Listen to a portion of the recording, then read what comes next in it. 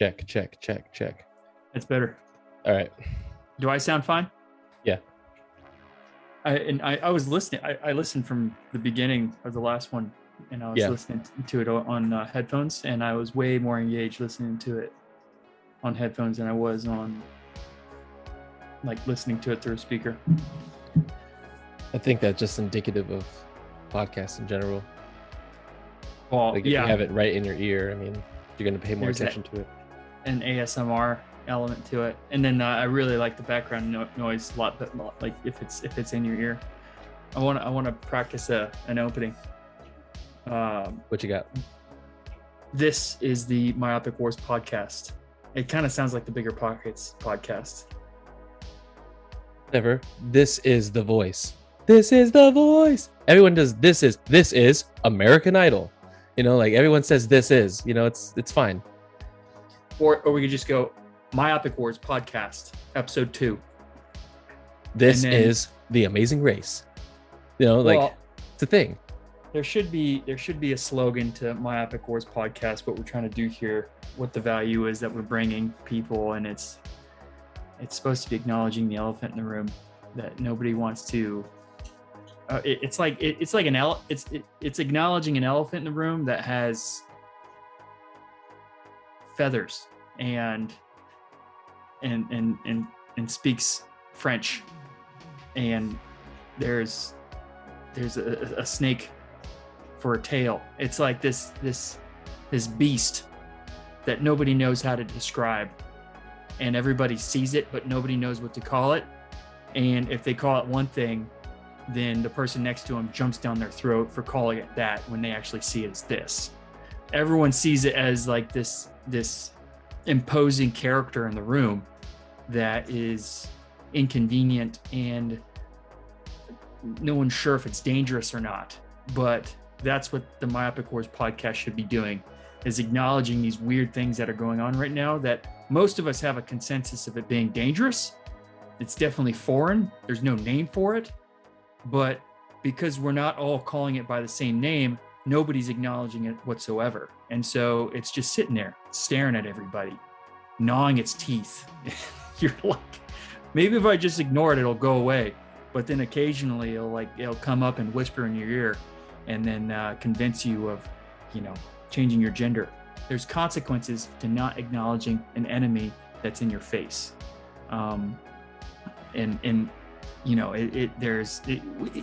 you let something that's dangerous get into your sphere and be within striking distance of you, already agitated, already knowing that the situation is tense, and you don't even need to know that this character is dangerous. The ambiguity itself, a tense environment, ambiguity of that other party's intentions, and then letting them into your sphere is reckless, and often ends up in a sucker punch or a shivving, shanking, what have you. And who's to blame in that situation? We're talking about a thing that is almost so subjective that it divides the line right down the middle, because what you see as danger, other people invite as benefactory. So how do you call a lion a lion, a snake, when there's people trying to make the lion their pet? It's still in line with what I was going to say, is that there's another party involved with a financial interest in what you're calling it either way. So that's kind of exacerbating the whole situation. And who are we to choose a side or to desire to be informed when we're unwilling to make a decision for ourselves? And I think what Myopic Wars can offer people is the opportunity to decide and to be outspoken about that decision, where there's this paralysis from analysis in current events today. And because people are so unwilling to make a decision on what values they have and how they want to look at the situation, what lens they want to refer to it through, they're opting out completely. I wrote about this in the hot dog vendor blog. Right. Yeah. There's consequences to opting out of an argument, or it's not even an argument. There's consequences to opting out of a dialogue. So what I want Myopic Wars to do is to create a forum of discussion that is post collapse. That's the difference. Encourage people who think that they don't have a voice to stand up and say, hey, this is what I think about the situation. When you look at it in a frame of reference that is post consequences, there's a world out there that's already hit the fan, and we're now dealing with the consequences of it. We're not trying to prevent further decay. We're not trying to prevent further disinformation. We're not trying to prevent people being swept away by their own bias. That's already taken place. Right. The discussion should be what led up to this. That's the difference between Myopic Wars and InfoWars. Alex Jones is trying to blow a whistle. Alex Jones is trying to enlighten people. There's no he's trying to unmask the villain in real time. Right. We're saying that the villain's here. Let's not talk about who the villain is. Let's talk about how we got here and where we go from here with the villain. Yeah. I mean, the villain's not going to no one's going to kill the villain. There's a conversation to be had about what happened, where we're at, before we have a conversation about where we're going. If you relate it to jiu-jitsu and being a introductory level into jiu-jitsu, what do you spend the first couple years of your training in jiu-jitsu doing? You're just absorbing an ass whooping. Like, you get your ass kicked for years and years and years and years throughout whatever ranking of belt you get to after those couple years. By that point, what have you grown to appreciate? You've grown to appreciate what an ass whooping feels like. One second, let me close this door. My dog walks around the house with high heels on.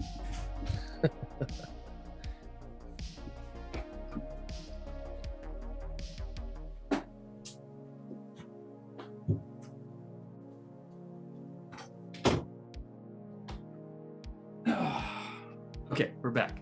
So what I'm trying to say is that Myopic Wars should be that period of inoculation into an ass whooping. We should be talking about how terrible we've done and the lead up to certain events, and then lessons learned about those events, and then eventually over the maturity of this podcast or the maturity of MyopicWars.com in general, we'll eventually get to some ways forward. But in my opinion, we're years from that. At what point was the American Civil War even considered a civil war? What were they calling it at that time? And for those of you listening, if you know the exact history on that, what the discussions were like, leave us a comment. Give us some of that insight. That's what I want Myopic Wars to be. I want us to have general conversations, and then other people contribute to that conversation with their particular expertise or background on it. Because what we're having right now will be called something else decades from now, centuries from now. What we're going through will have a title to it, but nobody knows what to call it right now. And that's what MyopicWars.com is. As that it's this ongoing dialogue of digesting all of these circumstances, all of these events, all of these consequences into some kind of reflection, and not a pity party. It's a reflection. And then yes, we are grooming ourselves. We are rounding off those hard edges of the post collapse into what will eventually be a way forward. Nicely summed up. So how do we put that into an intro? Welcome to Myopic Wars. Let's talk about how we got so fucked and who fucked us. No, you can't say that. Well, I think if we were to hold true to that conversation, we will be talking about things that people were never even aware that they were fucked by. We'll be bringing up things that weren't at the front of people's consciousness, or people didn't even have the temperament of dealing with at the time of them happening. Well, I mean, yeah, guilty. I'm guilty because you've gone through and you've done the whole research and deep dives into the topics and conversations that we're holding here. And me, as just a cybersecurity engineer who is thoughtful, I can ask you questions and kind of tease out what I find meaningful within your perspective. And that's where I add value. But as far as like contributing to the history, that is not in my wheelhouse. You know what I mean? Well, the history is always subjective too. The history is never going to be a total, the history is not going to be exhaustive. It's always going to have a certain time and a place. There's measuring sticks to what history was, and we use the measure of time to articulate that. Time is the measuring stick of history, and we can place ourselves into more contextual appreciation when we include time, especially when it comes into seasonal effects to certain history, what it was like to actually be there, the technology available in that time. But I got a really good quote. I'll read it to you right now. I got the book right next to me. Okay. This is a book called Homeland Siege, and it's Tactics for Police and Military. And the author is H. John Poole. That's Poole with E at the end of it. And it's in this intro that it makes a lot of sense. Well, I guess I gotta read through. I didn't know the exact page that it was on, but this book was written in 2009. This is the first chapter. The first chapter reads, far too much foreign activity on U.S. soil. And the specific line that I'm looking for, maybe I'll put it in the comments below. But it's about the full story, and that there is never a full story. There's just a placeholder in who's telling it. And that's where you hear the rhetoric around being on the right or wrong side of history, or history is written by the victors, and that's established knowledge in people who deal with dastardly things. And I would suggest military intelligence and officers especially, and police officers and criminal investigators. They know that's an established concept to them.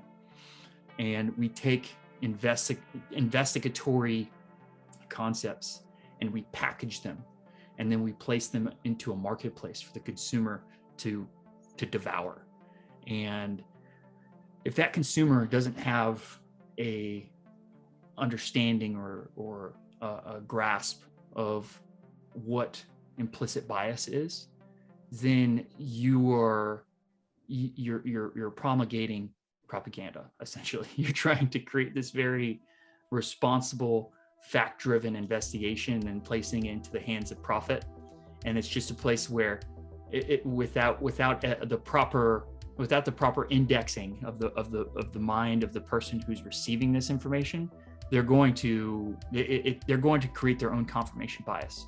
It doesn't matter. Yeah, I mean that's the law of unintended consequences, right? I mean, even something that we put out saying, hey, join into the conversation, there might be someone out there who's just like, well, they have a different lens on what the conversation should be, and then they become a driver of whatever it is that their confirmation bias is.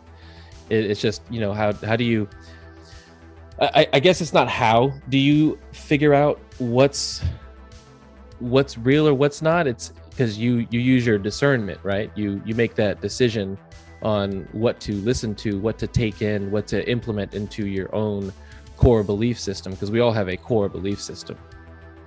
And I mean, that's what we're talking about here, right? Is you're talking about a marketplace where you can take in different ideas and put them forth, and then people will look at that idea and form their own opinion, which will then create their own ideas about it based on that person's faculty of mind. Right. Yes. That is a independent variable in this entire thing. Or is it the dependent variable? What that is the thing that changes. Which one is it? Well, it's the independent variable.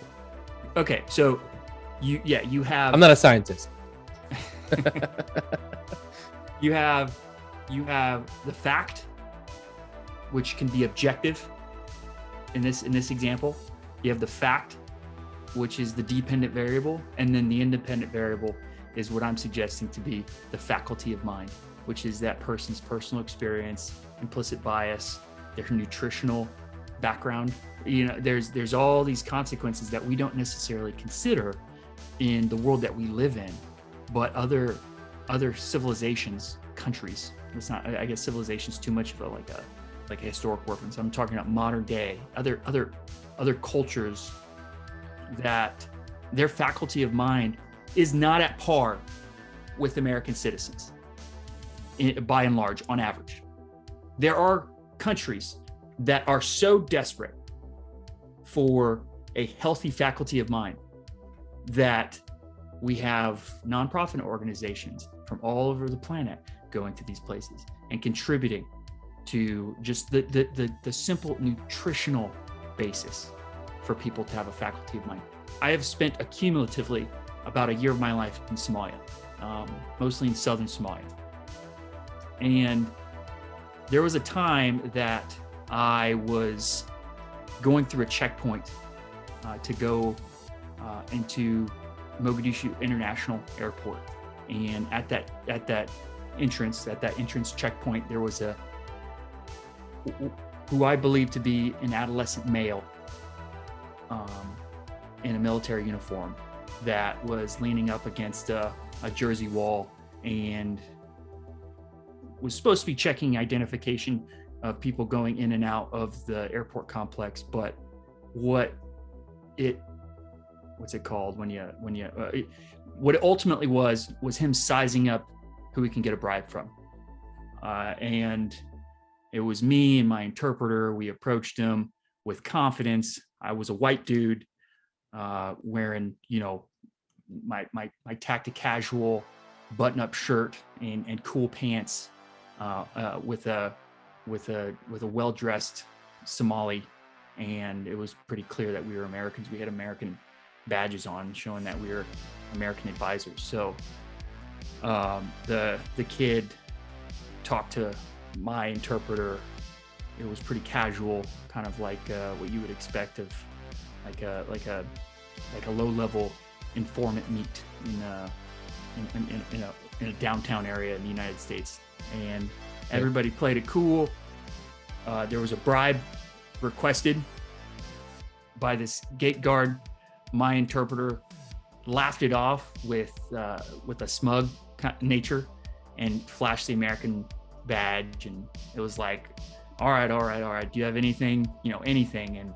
And we traded some Gatorade, kind of just a low-level courtesy in that kind of environment. Whether it's Somali gate guards or Mexican federales, you're gonna have some kind of exchange at that point based on courtesy more than coercion. So we gave him Gatorade, which, by the way, if you're ever stumbling through southern Somalia, just keep a 12-pack of multicolored Gatorades on you. It's like gold down there. It's more valuable than oil. So we get through this checkpoint. We go into the airport, and we have a brief meeting with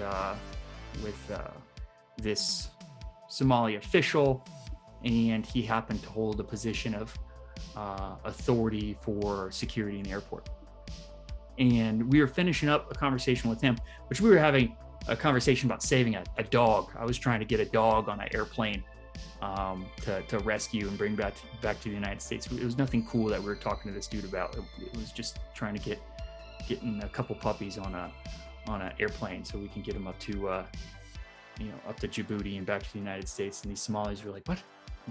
Why would you want? Don't you have dogs in the United States? I'm like, no, I want these dogs. These are my dogs, so I want to take them home. They're like, it doesn't make any sense. Anyways, while we were finishing up that meeting and we were leaving, I asked my interpreter, like, if Somalis want to take themselves so serious, and they do, and I think Somalia is going to be, one of those emerging markets in East Africa, and it's going to happen really fast, and unless people in the West realize that and get in where China and Turkey are right now, and we outcompete them for that marketplace, then we're going to miss a huge opportunity to Somalia.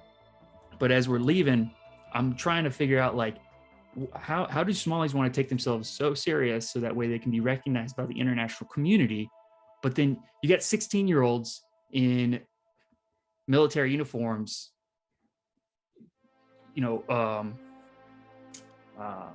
what's it called? Shaking people down for bribes. And the interpreter, who was the coolest dude, this dude's an American citizen. He migrated to California in the early 90s when he was in his 20s. He became an entrepreneur, raised kids, and in his middle age said, you know what, I'm gonna go back to Somalia and be an interpreter and really assist in really shoving a boot up Al-Shabaab's ass. And that's what this dude did. And he was very, very gregarious in doing it, just a constantly light heart and easy to talk to, and was always encouraged of telling the Somali story because it's a great story. And there's so many awesome things that have come out of that country and awesome people. But I'm like, how do they expect to be taken serious when you have 16-year-olds at a checkpoint that are shaking people down for bribes? And he's like, no. That guy was like 25. It's the malnourishment made him look like he was a lot younger. And that moment blew my hair back, because we're talking about the faculty of mind and how it impacts people's perceptions in life, how it impacts everything that we really interpret as significant here and now, what we happen to be surrounded by. And the calculus is completely different depending on where you're at geopolitically. And why geopolitically? Because it's typically synonymous with the quality of life of where you are. So we have fish to fry, but not nearly the size of fish that other places need to fry when it comes to just interpreting the situation. Our physical brains and how they are developed to a point where we can at least receive complex situations, and then interpret those situations into smaller sections, and then have discussions about them, and not be so emotionally driven into Africa's a great example of so many places that are so barren of faculty of mind that you hear on a daily basis, the kind of massacres that come up in Congo. Just last week, there's 60-something people macheted to death, to include children, because of an opposing party flexing on another. And there's this shoot first, ask questions later concept of what's going on in Africa. And what I'm suggesting it is because of a unnourished faculty of mind. And so when we're dealing with the topics of why, like, I honestly don't believe that Africans are a perfect example of ongoing conflict and then developing a narrative that would be interpreted a decade later, like what's happening here. Whereas they will call it the way, that's almost the advantage that they have. They'll call it the way they see it. They don't have the chemical cocktail to keep calm, cool, and collected, interpret what's going on around them, and then keep the main pillars of an economy and a government operating while all this disorder is taking place. Whereas here, in a kind of a pompous way, we trivialize all the stuff that is of clear and present danger in front of us. And then we do nothing about it because nobody can come to a consensus about what it is.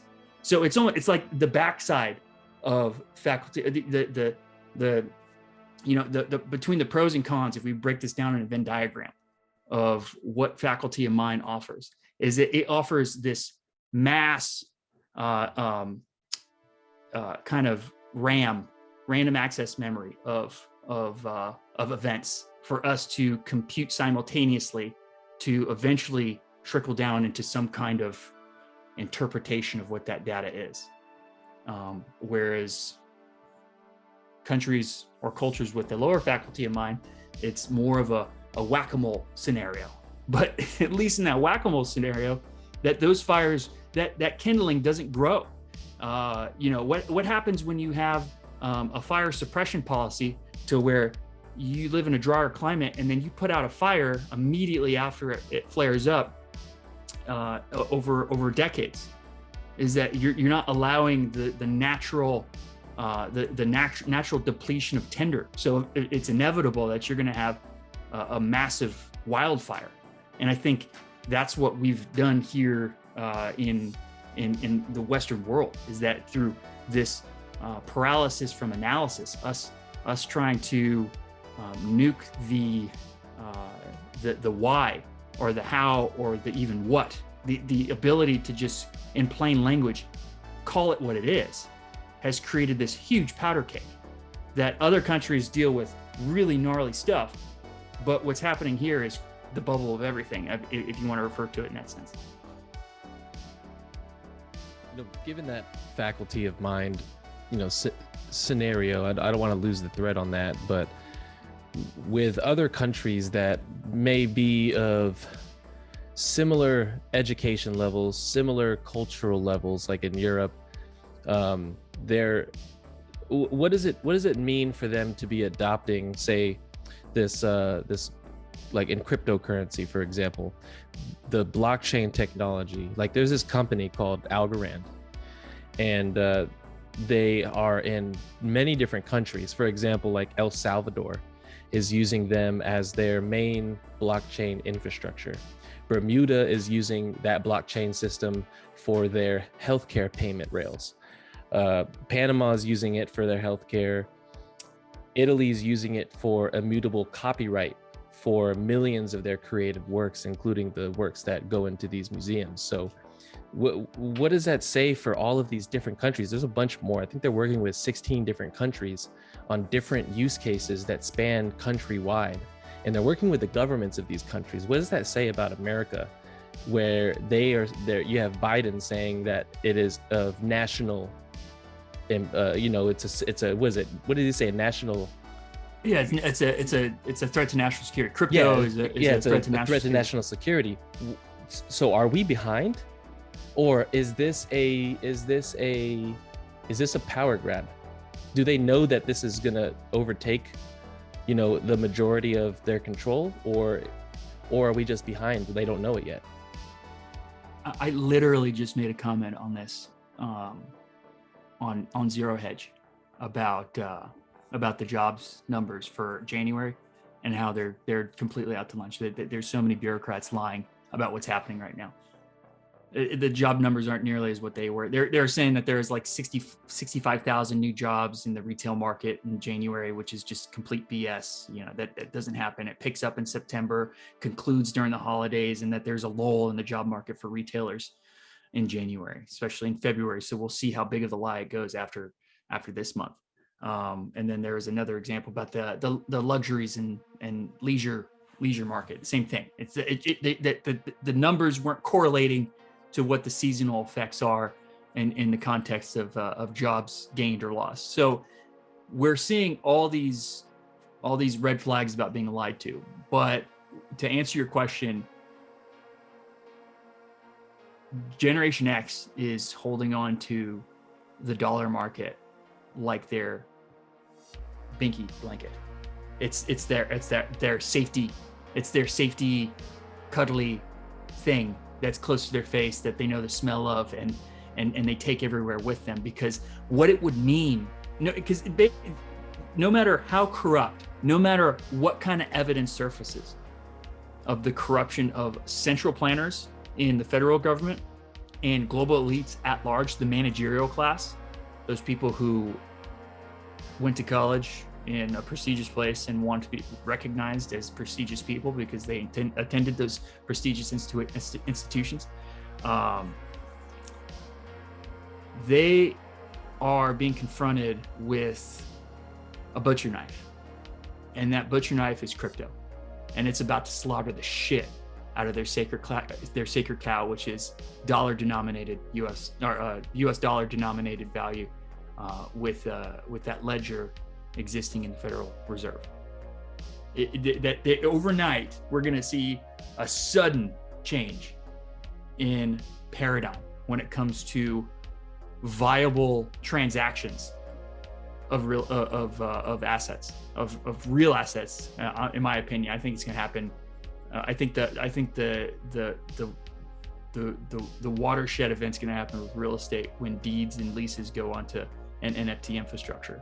There needs to be the entrepreneur to come up with that brand name, that real approachable prospect to put your real estate assets onto a blockchain and then start transacting in cryptocurrency. But I made in this Zero Hedge comment, I made the Generation X investor class is analogous to the band in the Titanic that goes down with the ship.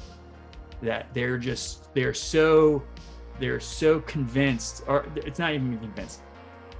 They are so indoctrinated into the 20th century mind of what is of value, that they will allow one line in the sand after another to be pushed back.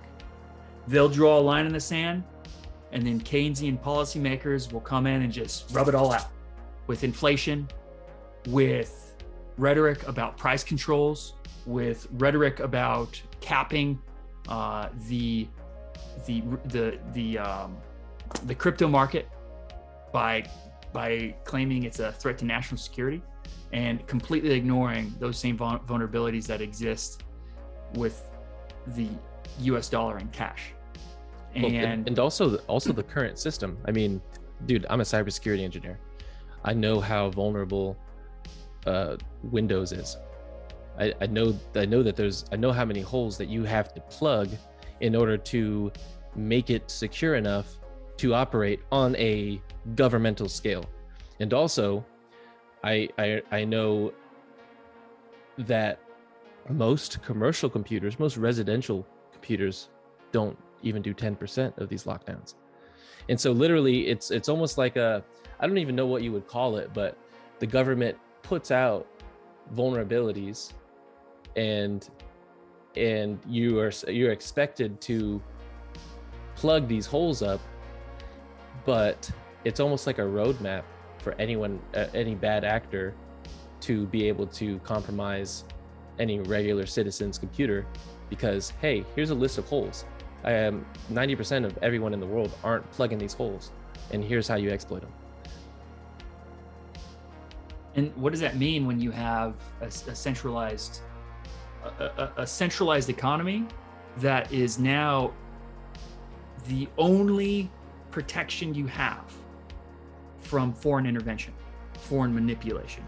When you put everything in the hands of government discretion when it comes to the valuation of our economy, then you have a single point of failure when it comes to the vulnerabilities from a place like China or Iran or North Korea, or even Hezbollah, with a growing competency in cyber or geopolitics at large. See, that's the beauty of a blockchain, is that foreign or domestic, it's everyone's congruent.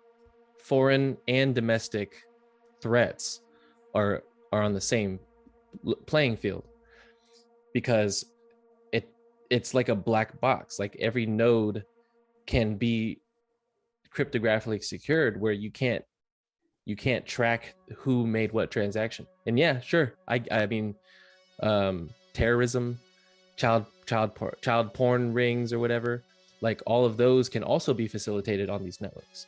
That is a fact, but they're still happening regardless of what you do. And there's still an immune system that's important to a decentralized economy. And that immune system should be subsidized by values and community and a sense of common good that we ultimately police ourselves. But it's counterintuitive to a centralized government, to a centralized economy. Sleepy Joe made it very clear that cryptocurrency is a threat to his utopian empire of communism.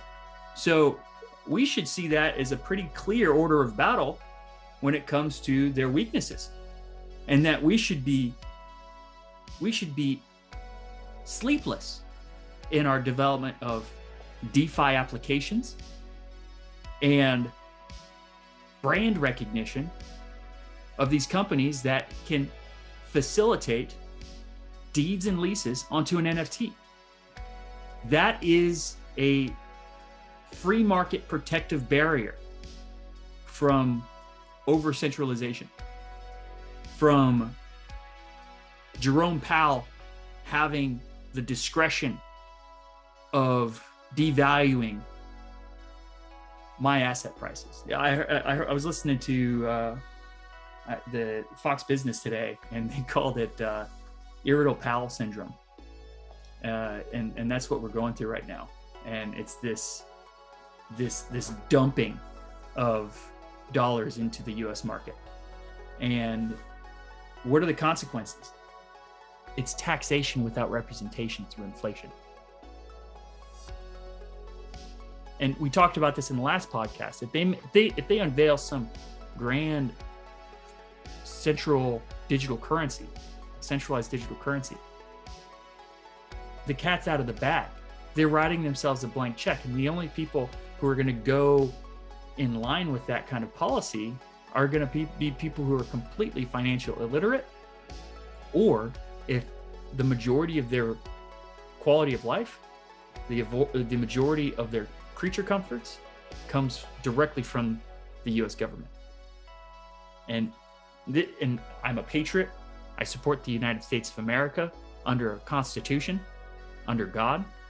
I've spent the majority of my adult life serving the United States government.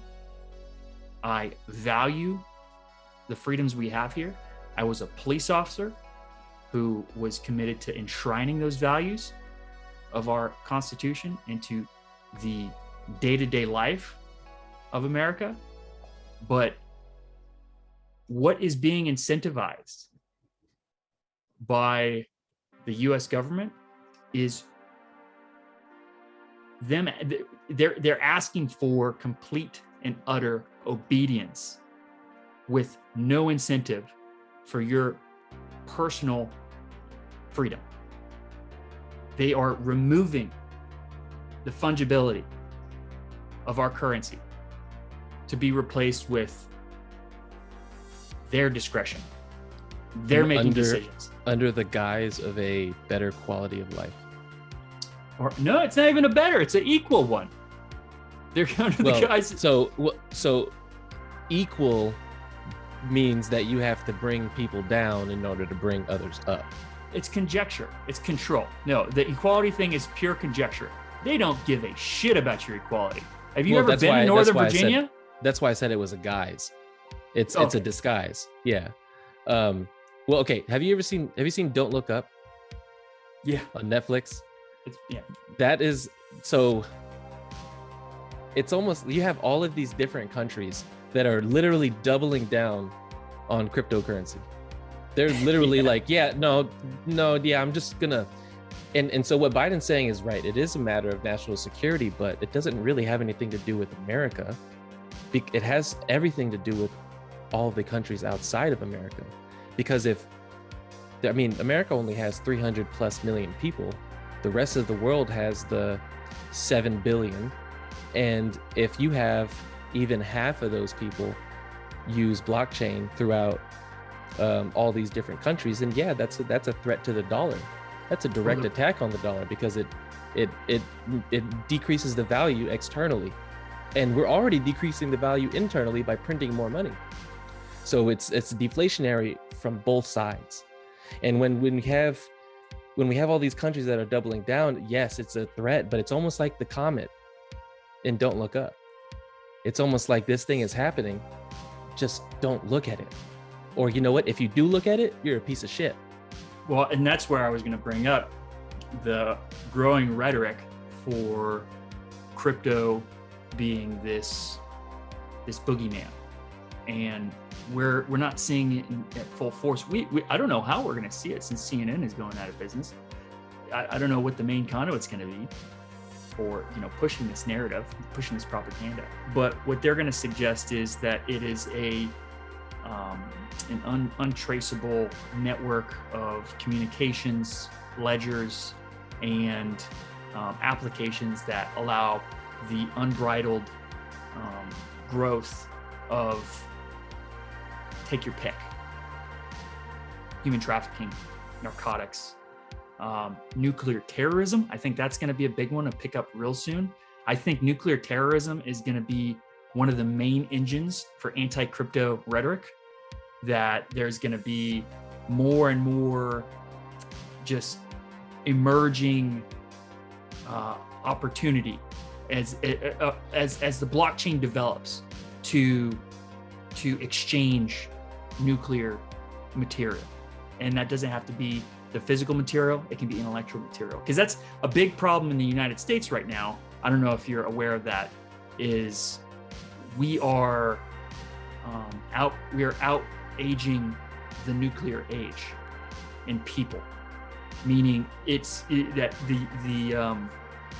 the schematics, the blueprints, the methods for creating nuclear weapons was never it was never inscribed.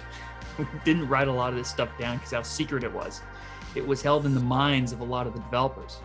I mean, yeah, we created a lot of documentation about it, but the real important pieces of developing it, the real kind of chef's secret of creating these nuclear weapons or capabilities are dying off with the actual scientists who came up with them. And so now I think with the development of the blockchain, I'm gonna call this one, is that there's going to be a claim for intellectual property for developing nuclear weapons being transacted on the blockchain. And that's going to be a huge talking point in the debate of if crypto is or is not a national security threat. And that for the nation's own safety, for our best interest, is that blockchain gets centralized, or at least it passes through a certain layer of transparency, so that way we know that this intellectual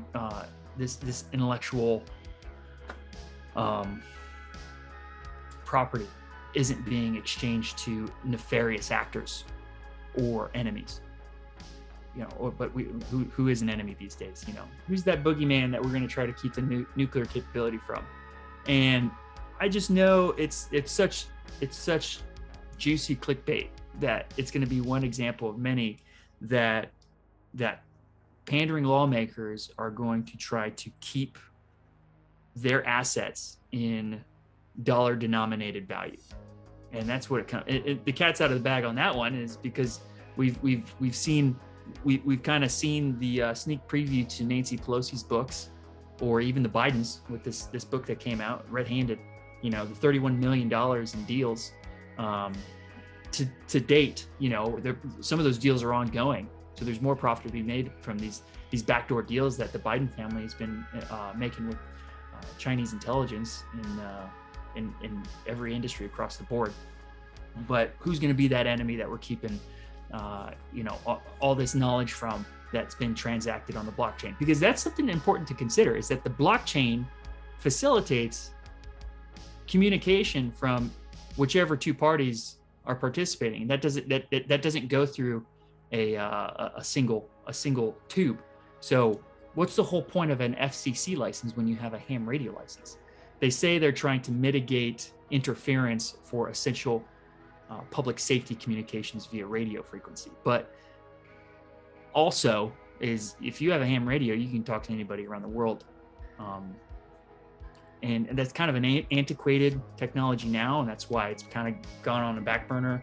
And the requirements to have a ham radio license are kind of lowering.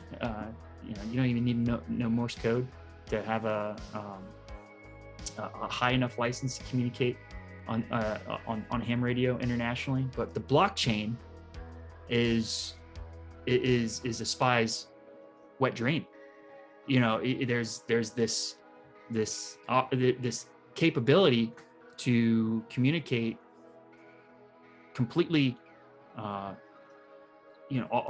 the books of any surveilling intelligence agency.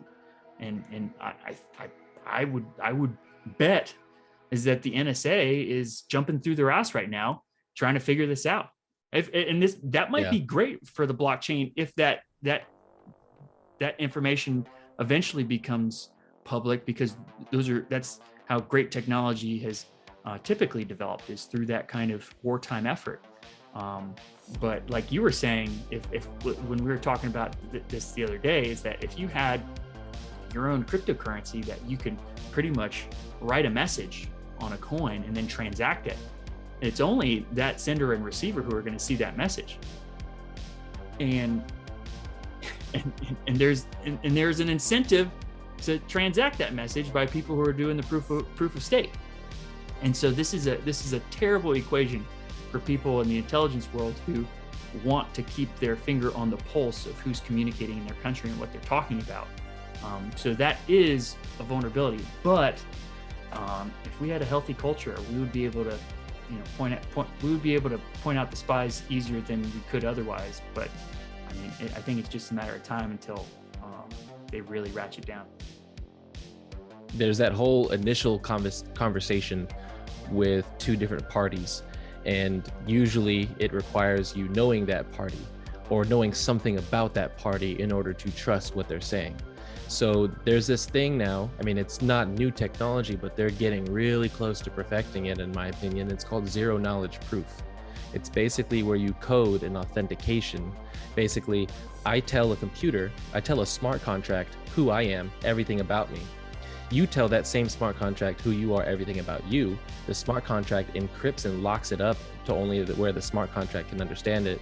And then if I want to send you a message, the smart contract verifies who I am, verifies who you are, and allows us to communicate. So the processing is done by a third party smart contract, and the transaction is done without me having to know anything about you, but trusting the smart. As long as I trust the smart contract and you trust the smart contract, our transaction can complete without any. It's just why they call it zero knowledge. And there's a consumer learning curve to that, and that's what we're experiencing. And the proof of knowing how valuable that technology is, it has been demonstrated since the COVID lockdowns, and how the millennials' temperament has indoctrinated Generation X and the baby boomers that you can trust an online transaction. And so how long did that take? And if we can extrapolate that time frame to a forecast of how long it's going to take for people to trust a smart contract, I would say that period of time is logarithmic. Well, I don't know if logarithmic would mean it grows, or what I'm trying to say is that it's going to be a much shorter period than like what it's an exponent. The formula is an exponent. And it's going to take. It took 10 years for us to really settle into online transactions, and some of that was temperament, some of that was technology, some of that was particular businesses like Amazon. So if it took 10 years, which I think it took longer than 10 years since the dot-com bubble, when people really lost faith, and that kind of exacerbated that trust issue, because the hype of the late 90s and early 2000s of what the internet was supposed to be, it didn't fulfill itself. And then finally we're here. Is it going to take 5 years? Is it going to take 2 years? If it took 2 years, we'd have a lot of issues, because the transition, or the what do they call it about wealth when it goes from one side to the other? The transfer of wealth. The transfer of wealth in that short of period of time would create bedlam. You would have people that are that you would have some strange circumstances Very in the United States. Very eclectic group of people. If you give people who are broke their whole life, millennials by and large, and then you give them a whole bunch of money, they're gonna do some weird shit with that money. I can guarantee it. I mean, look at the Saudis from World War II to the 1980s, and then from the 80s to now, where the Saudis are a different level of opulence. But it's not even comparable, because that even 60 years is not even something to compare to what would take place if a smart contract became incorporated with the sale of a house, the sale of a car, the sale of stocks and bonds, the paycheck that you get every week. I mean, it's really just a protocol, man. Like, I think step one to getting people to understand what this thing is to not treat it as like this thing that's super hard to grasp. It's just a protocol. Like Web 2 has TCP/IP and UDP. Most people don't know what the fuck TCP/IP and UDP is, but it just works. And that's how the blockchain is going to be. It's just going to work. And it's going to be a little bit of a curve to figure out how to get these things to work the way that you want it to work, but it's just going to be button pressing. That's all you got to learn, is just how to press buttons, because all the background work is being done right now. All the coding and the development's being done now. So it's going to be easier for the people who are still on the fence about it to just be like, oh, it's this easy to switch my whole bank account. Oh, it's this easy to sell my house as an NFT. Oh, it's this easy to do all my banking this way. Oh, okay. It's just a protocol. All it is records. Medical records. Yeah, all that stuff. And it's just gonna be something that it's just gonna transform. And the ball's rolling. It's like it's rolling already. Like there's no stopping it. Well, and it's almost like 2022 in cryptocurrency and the development of these technologies is kind of like the great land rush of Oklahoma and the Homestead Act. You know, isn't that where they handed out a bunch of flags and then they were like, just go ahead, and then you had to shoot each other? They're like, no, this is my land, homie. Well, bam, nah, it's my land, motherfucker. It wasn't. Was it Oklahoma? It wasn't Oklahoma. I'm totally botching this history lesson, but I think it was one of the square states, because the starting line was on multiple sides of that state, and that it was at a particular hour. It was at a particular hour that it was Oklahoma, because the people who cheated and the people who snuck out to their parcel before everyone else did, they were called Sooners. That's where a Sooner came from. Oklahoma Sooners. Okay. So, but what we're seeing right now is this open space, and I'm not talking about the metaverse. No, I mean, yeah, the metaverse is going to have a crypto. We'll leave the metaverse component out of this episode. Yeah, we just watched Ready Player One last night, and it's strange how Ready Player 2 is even fucking crazier. Well, great book. I think it's a different perspective to hold with the metaverse in comparison to what's happening in crypto and the rate of development, because the hard asset part of the blockchain is what is going to incentivize people to create that technology. Your ability to exchange goods and services in this three-dimensional plane of reality that we're all supposed to exist on is what is going to create that incentive. And my concern is that enthusiasm isn't going to, we're not going to compete with other cultures that are already postured to have that enthusiasm. India, for instance, way overinvested in IT education for their citizens throughout the 80s and 90s. So now you have those IT professionals that are into middle age by this point with children, and it's their kids that they're saying, hey, let's invest your education into blockchain coding, or let's invest your education into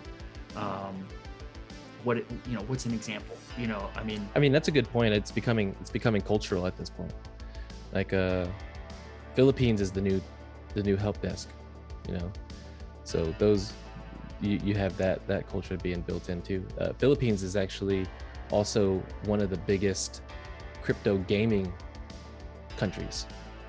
Like there's people who literally like quit their help desk jobs to play these crypto games full time, giving back to the community. Because I think that's also part of it, man. Is like I know that these jungle Asians, I mean, me being a jungle Asian, I know people don't see me, but I'm Filipino and Chamorro, and me being a jungle Asian, the community and the culture, it's all about family. So if you make it big and you strike it rich, you're not gonna hoard the wealth. You're gonna distribute that to your family. You're gonna buy your mom a house. You're gonna buy a compound for all your cousins to live in, and your aunties and your uncles, and you're just Could you imagine that huge transfer of wealth, and then the PI being a benefactor of that huge transition?